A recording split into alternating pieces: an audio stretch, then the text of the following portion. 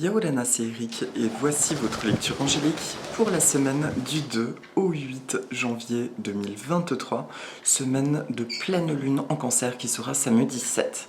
J'espère que vous allez bien, que vous passez une agréable semaine. Alors au moment où je tourne la vidéo, ce n'est pas encore la nouvelle année, donc je ne la souhaite pas encore. Je vous ferai une petite vidéo en particulier pour ça, probablement celle de la guidance annuelle 2023. Alors pour cette semaine, je vais travailler avec deux oracles qui sont, pour le premier, Message des plantes du monde, mon oracle aux éditions Be Light, d'accord? On me demande encore parfois, il y a un lien vers ma maison d'édition. Maintenant, il peut se trouver sur d'autres sites, notamment Cultura, Amazon.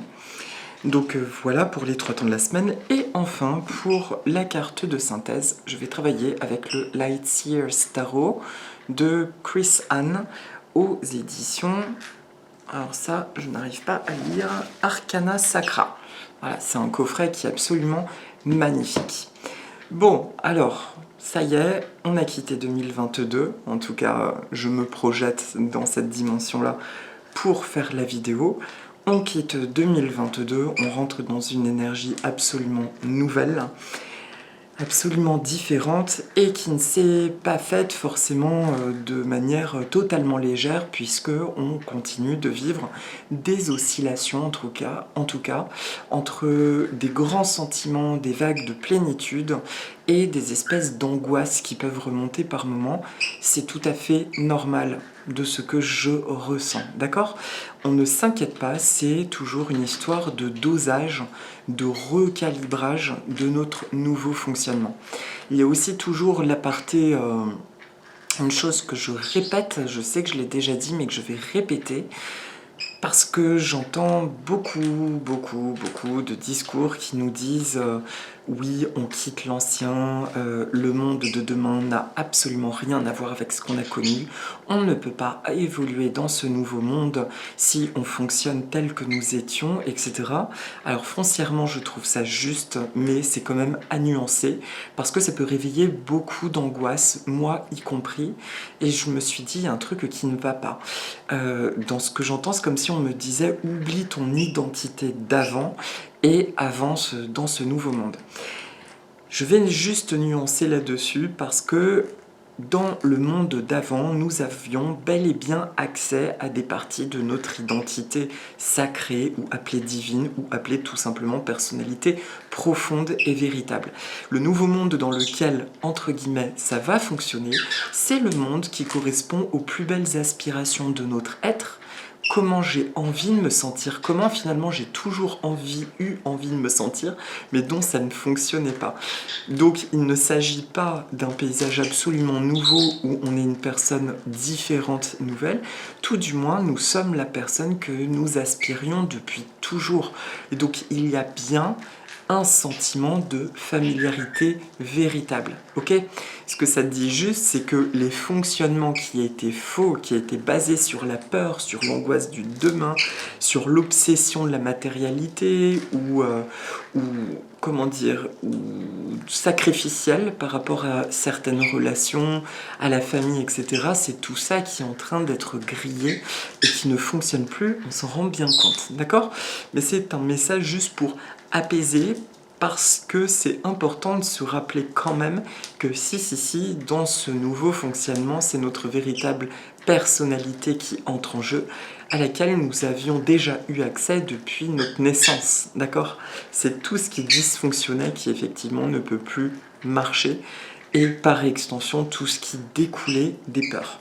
Ça, c'était le premier message. Voilà, on peut commencer la vidéo. Donc, peace and love et confiance. 2023 n'est absolument pas l'espèce de tournant où tu vas rien comprendre à ce qui se passe, mais plutôt le tournant dans lequel tu vas te dire « Oh mon Dieu, enfin je me rends compte que je peux être complètement moi-même » et que là, étonnamment, les choses se mettent en place et fonctionnent. C'est parti donc pour le début de semaine. Alors on commence l'année en très grande beauté avec ma plante totémique, l'Amaryllis lipeastrum, dont le nom latin, je l'ai déjà dit, signifie oreille de cheval puisque son bouton en croissance évoque la forme d'une oreille de cheval. Alors il est originaire des régions tropicales et subtropicales américaines. Il en existe énormément d'hybrides, les plus connus étant par exemple Red Lion Maria et Apple Blossom, le rose, Red Lion le rouge du coup, et Maria le premier hybride blanc qui avait été commercialisé. Aujourd'hui il se décline sous un tas de formes énormes. Et le petit clin d'œil, on va dire, environnemental, vous pouvez en voir enveloppé dans des poches de cire le bulbe comme ça qui fleurit dedans. Essayez de ne pas cautionner ça dans le sens où la plante va fleurir de ses réserves puisqu'elle n'a pas d'eau, elle est juste fermée hermétiquement dans son bulbe. Le problème, c'est qu'elle va se vider de toute son énergie et en général, elle meurt derrière. Donc si jamais on vous offre ce genre de choses, je vous conseille de gratter soigneusement au couteau toute cette cire, de la retirer et de le planter dans un pot en terre, avec de la terre en fait.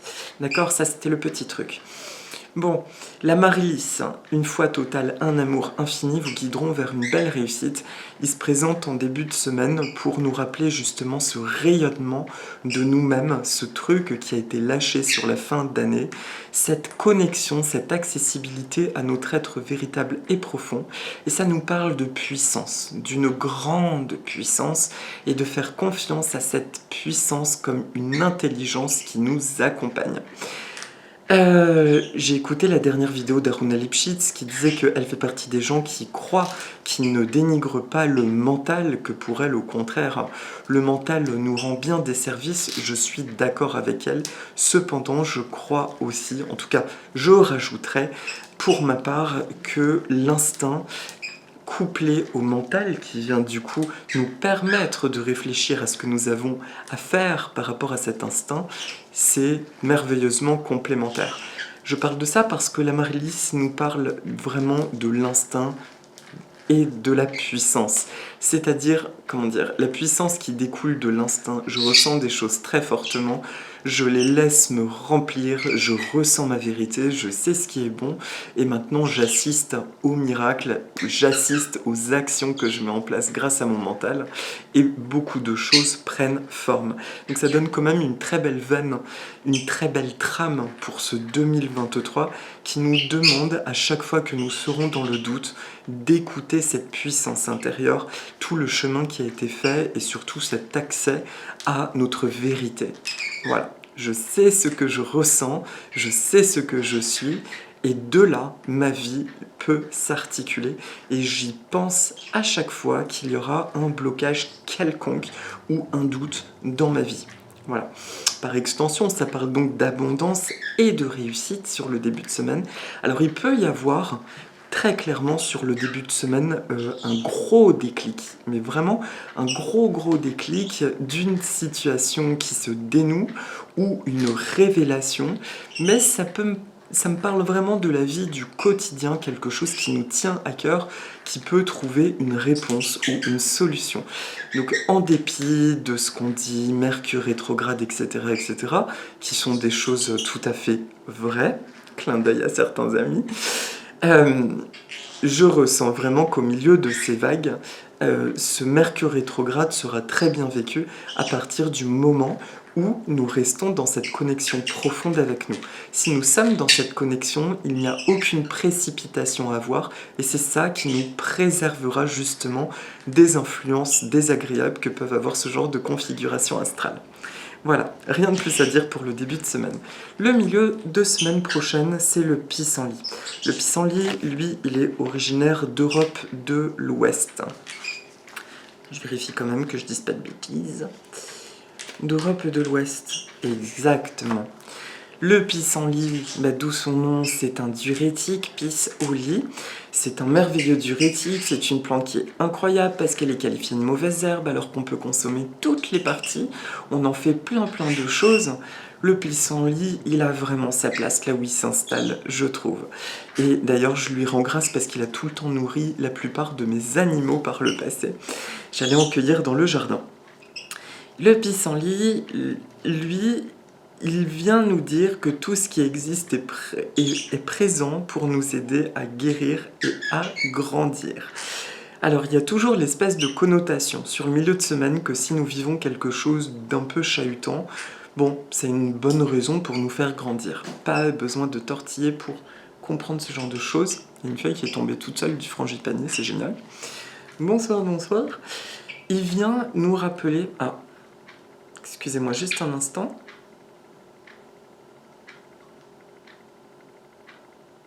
Voilà, pardon. Il vient nous montrer... D'accord, ok, je viens de saisir son énergie. Il vient nous montrer sur le milieu de semaine prochaine qu'il peut y avoir des éléments tout à fait nouveaux ou des choses qui peuvent sembler venir de nulle part, qui pourraient être effectivement chahutantes ou pas, mais ça me parle de quelque chose qui vient nous rendre service véritablement. Donc, tout ce qui nous ferait sortir de notre zone de confort ou qui susciterait des interrogations sur le milieu de semaine nous demande d'être considéré avec beaucoup de détachement, de recul, de manière totalement neutre. Et il pourrait être intéressant, à chaque fois qu'on est surpris par une énergie ou quelque chose, de demander, donc mercredi, jeudi, vendredi prochain, qu'est-ce que tu souhaites me transmettre comme message qui m'aide aujourd'hui, présentement? Voilà. Essayez juste de vous rappeler de ce mot d'ordre parce que ce sera l'énergie proposée sur le milieu de semaine prochaine. Tout ce qui semble étonnant ou surprenant vient vraiment nous rendre, entre guillemets, service. Il y a une clé, il y a quelque chose à comprendre, donc plutôt que de l'appréhender avec un regard de méfiance, il nous est conseillé de nous poser la question: que viens-tu m'apporter comme message qui vient m'aider dans ma situation présente? Et vous verrez que automatiquement cette énergie étonnante, chahutante de prime abord sera extrêmement magnifiquement bénéfique. Voilà. Est-ce qu'il y a autre chose à dire? Non. Il n'y a rien de plus à dire pour le pissenlit. Ça ne parle pas d'expérience négative. Ça parle vraiment de quelque chose d'inattendu, de surprenant. Ou en tout cas l'émotion de « mais qu'est-ce que ça vient faire là, ça? Qu'est-ce que ça fait là ?» Eh bien, plus la réaction sera forte, plus il nous est conseillé de poser cette question. Que viens-tu me proposer, me transmettre comme message de bénéfique? Voilà pour le milieu de semaine prochaine. Pour le week-end prochain, c'est le cassis. Alors lui, le cassis, il est originaire d'Europe du Nord. Essayez de manger sainement et d'être à l'écoute de votre âme divine. Votre évolution n'en sera que plus rapide. Alors, je vous demande juste un instant du coup pour me relier au message.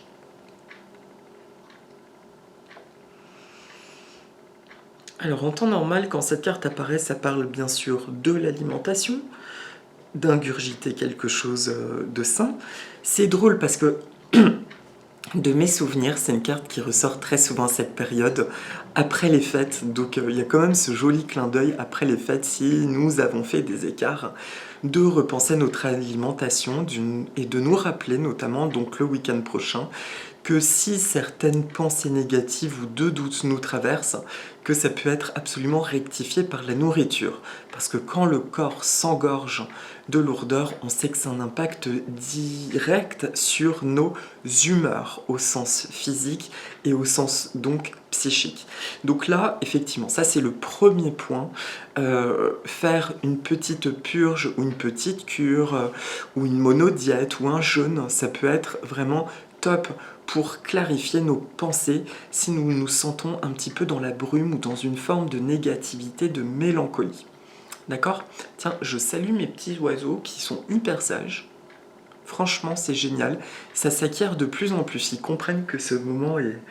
Bravo. Enfin, je suis content. Vous vous doutez même pas qu'en fait, ils sont dehors, là. Les petits loulous. Et donc ça, c'est le premier point, la notion d'ingurgiter. Mais il y a aussi autre chose que vient me montrer cette carte, c'est cette couleur violette, ce jeu de violet, donc de transmutation. Le week-end prochain, il y a bel et bien transmutation de pensée. Ce qui signifie qu'on pourrait être surpris de nos réactions face à des événements, mais très agréablement surpris de voir que sur d'autres aspects de notre vie, il y a des situations pour lesquelles nous ne réagissons absolument pas comme nous l'aurions fait par le passé. D'accord ?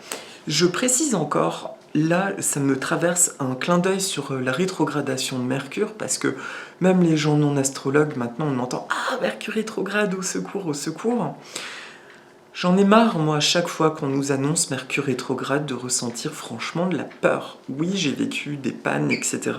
Mais Mercure rétrograde vient toujours nous proposer une clé pour le vivre au mieux et que tout se passe bien, en fait. L'astrologie, pour moi, est un outil qui vient nous éclairer sur des influences extérieures.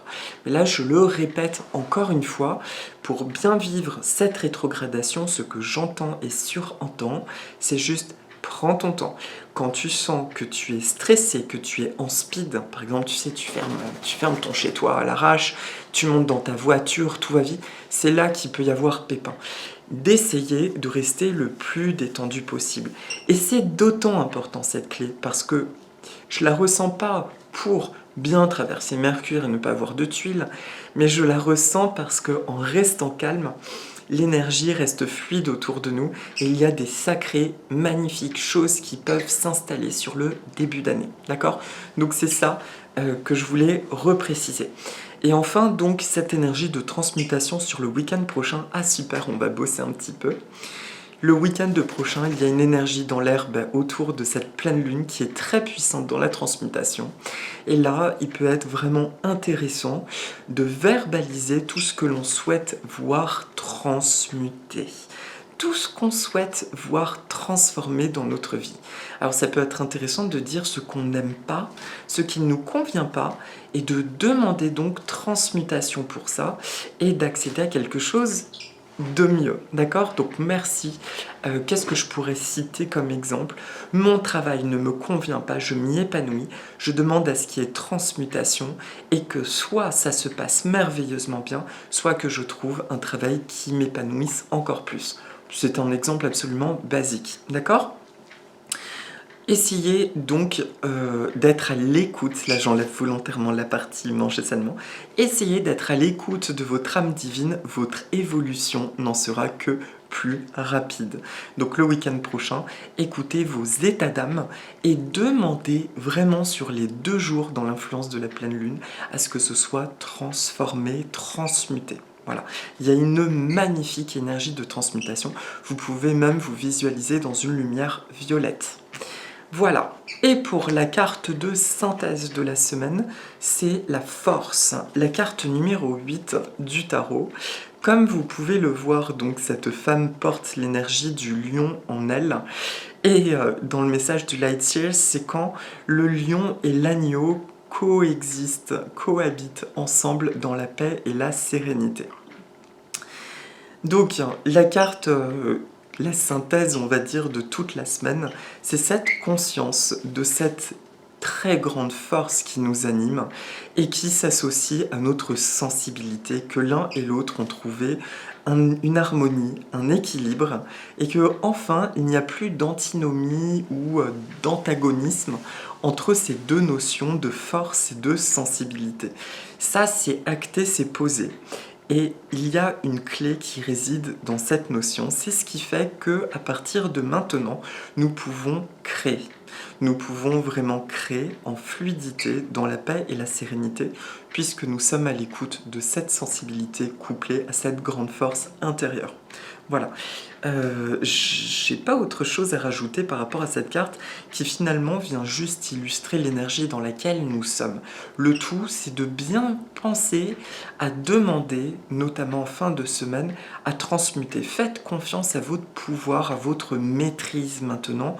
On est rentré dans les grands élèves. Alors je me rappelle, quand j'étais au conservatoire, que mon professeur, à la fin, m'appelait, je faisais partie des grands élèves. Alors il y avait une espèce d'aura, on se sentait, j'avais entre 20 et 25 ans, je me sentais, ça y est, je suis un grand, mais quelque chose, je sais pas si vous ressentez ce que je veux dire, une espèce d'aura un peu soutenue, quoi. Quand je marchais même dans le conservatoire, j'avais l'impression d'être dans un peu l'élite, quoi. Et là, ça peut surprendre, ça peut parler d'ego, mais en fait, non, ça parle juste de reconnaissance, de jolie reconnaissance, parce que c'était le fruit de mon travail.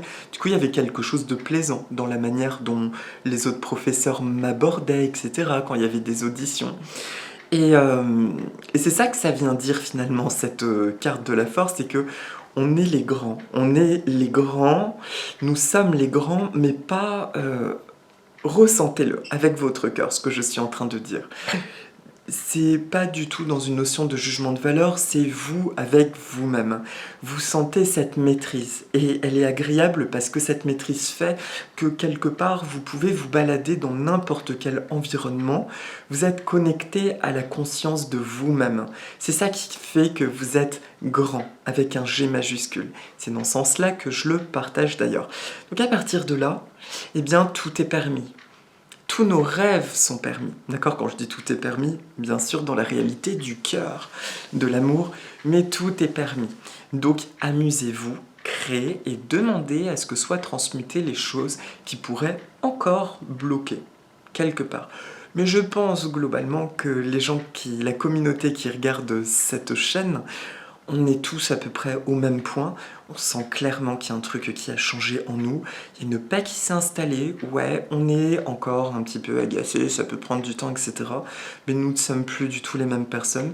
Et surtout, nos relations avec autrui se sont métamorphosées. Donc ça, c'est incroyable. Voilà pour la carte de synthèse. Pour la petite méditation, je fais apparaître un grand classique, la jacinthe. La jacinthe, pareillement, qui ressort chaque année à peu près à cette période, qui est associée dans la mythologie à un jeune homme, Iakynthos, dont Apollon s'est épris d'amour, et alors qu'il lui apprenait à tirer le disque, à lancer le disque, le dieu des vents de l'Ouest, Zéphyr, jaloux et furieux, a renvoyé le disque pour frapper Apollon, sauf qu'il a mal visé, et il a tué Zéphyr. Et de son sang, je crois qu'il se l'est pris en plein front, le disque, de son sang jaillit cette fleur que Apollon a baptisée la jacinthe. Ça, c'est un premier truc. Le deuxième point, c'est que la jacinthe, alors il y a beaucoup de significations, mais globalement, c'est un symbole de vérité, c'est un symbole aussi de force personnelle. Quand on offre à quelqu'un une jacinthe, c'est pour lui dire que nos sentiments sont authentiques et véritables. Il y a une autre notion que je voulais retrouver. Alors, excusez-moi un instant. Alors, je reprends, désolé, j'ai coupé la vidéo. Première fois de ma vie que je suis interrompue dans une vidéo par un appel d'un garage puisque j'ai eu un souci de voiture et pour un rendez-vous inespéré qui était censé être en mars et qui se ferait la semaine prochaine. Voilà, petit clin d'œil à part, on termine donc sur notre jacinthe. Alors je suis désolée, je ne sais plus ce que j'en disais, hormis avoir raconté Iakynthos, si c'est ça. Voilà, c'est au niveau de sa symbolique que je cherchais quelque chose. Donc, clic, clic, clic, il y a quelque chose que je voulais revoir. La sincérité, ça peut aussi vouloir dire imprudence en référence à la mythologie. Si c'est jaune, la jalousie, et le violet signifie tristesse pour le tort causé. Mais de manière globale, ça parle de la sincérité. Donc sincérité émotionnelle avec soi, avec tout ce qui nous entoure. Voilà donc pour la jacinthe. Donc je vous propose, pour la petite méditation, de respirer tout simplement 2-3 fois et nous allons faire une série d'affirmations positives.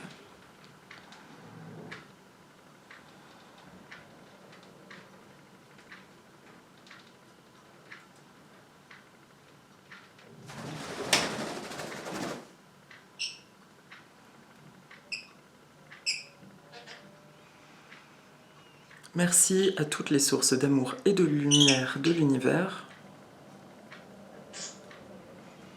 de transmuter tous mes dysfonctionnements en pur amour et pure lumière.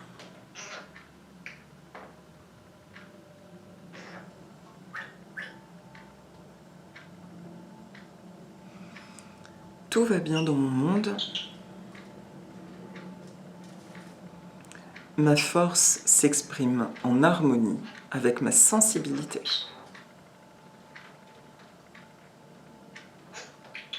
Je suis ce que je suis. Contre toute attente, je me sens de plus en plus épanouie.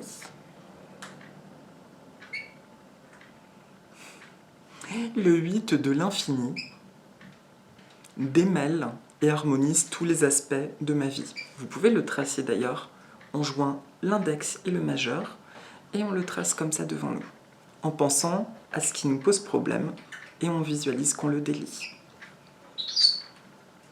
Mon cœur reste ouvert, tandis que je franchis des nouveaux horizons de vie.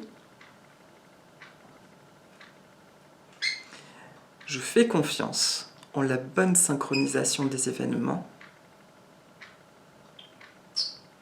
Tout s'imbrique pour le mieux dans ma vie. J'ai confiance. J'aime. Je suis ce que je suis. Voilà. Je pense à demander à la pleine lune la transmutation de tout ce qui m'inquiète ou me préoccupe.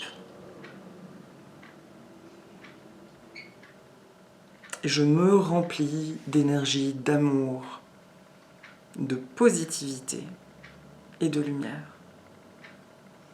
Tout va bien dans ma vie. Merci. Merci. Merci. Voilà. Voilà mes amis. Eh bien écoutez, pour cette première vidéo de l'année, très étonnant d'avoir été surpris par un événement en soi positif. En tout cas, je vous embrasse bien fort. Demandez la transmutation. Réveillez encore plus votre puissance couplée à votre sensibilité et prenez surtout beaucoup de plaisir en ce début d'année. D'accord? On prend soin de soi, on se repose, on garde le sourire et je vous dis à la semaine prochaine. Si vous l'éditez avec moi, aloha, nana.